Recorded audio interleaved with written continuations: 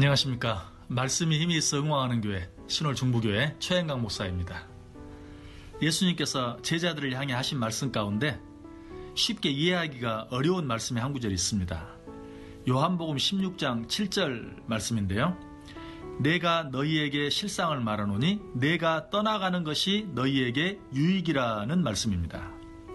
이 말씀은 예수님께서 우리를 위해 죽어주셔야 할 때가 이른 줄 아시고 제자들을 향해 내가 너희를 떠나야 하겠다라고 말씀하시자 제자들이 근심하는 모습을 보고 예수님께서 그들을 위해 특별히 해주신 말씀입니다. 예수님께서 제자들에게 이렇게 말씀하신 이유가 무엇일까요?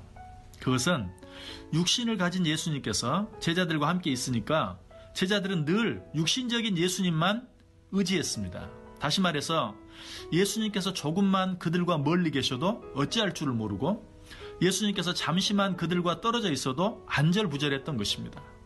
한 가지만 예를 들어보면 예수님과 한 배를 타고 가면서도 예수님께서 주무시고 계시니까 제자들은 어찌할 줄을 모르고 두려워했던 것입니다.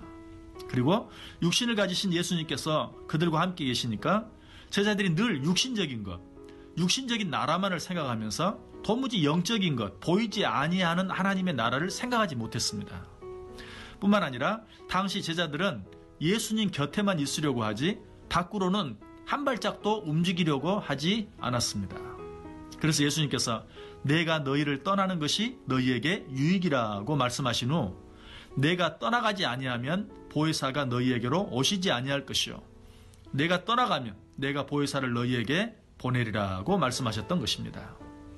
즉 지금 주님께서는 제자들을 향해 육신을 가지고 이 땅에 온 내가 죽어서 너희를 떠나는 것이 그리고 너희 눈에 보이지 아니하는 보혜사 성령님이 오시는 것이 너희에게 더 유익이라고 말씀하고 계시는 것입니다.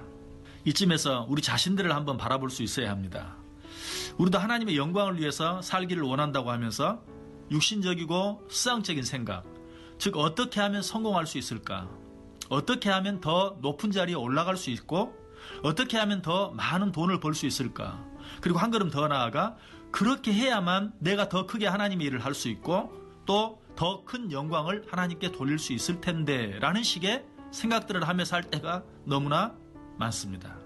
한마디로 하나님을 믿는다고 하면서도 눈에 보이고 손에 잡히는 것들에 대한 생각에서 벗어나지 못하고 살 때가 너무나 많다는 것입니다. 이러한 우리들을 향해서 주님께서는 오늘 뭐라고 말씀하십니까? 너희들은 이 세상에서 어떻게 해서든지 출세하고 또 돈을 많이 벌어야만 하나님의 일을 할 수 있고 또 하나님께 영광을 돌릴 수 있다고 생각하고 있구나. 하지만 내 생각은 너희 생각과 다르다.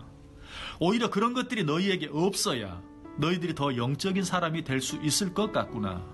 그런 것들이 너희들로부터 멀어져야 너희들이 비로소 성령의 음성을 들을 수 있겠구나 라고 말씀하고 계시는 것입니다. 이러한 주님의 마음이 바울에게 주신 음성 속에 잘 나타나 있습니다.